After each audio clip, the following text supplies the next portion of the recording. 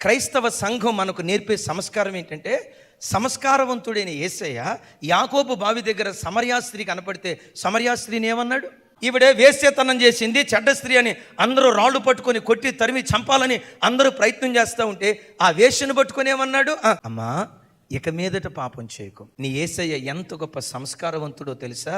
ప్రతి స్త్రీలో మాతృత్వాన్ని చూసే సంస్కారవంతుడైన దేవుడు నీవు ఆరాధించే యేసుక్రీస్తు.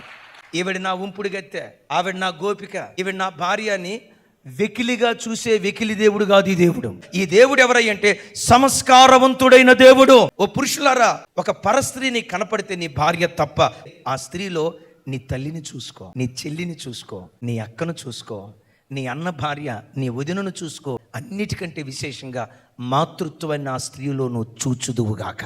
ఇలాంటి సంస్కారం కలిగిన దేవుడు ప్రపంచంలో ఎవరున్నారండి? యేసుక్రీస్తు ఒక్కడు తప్ప.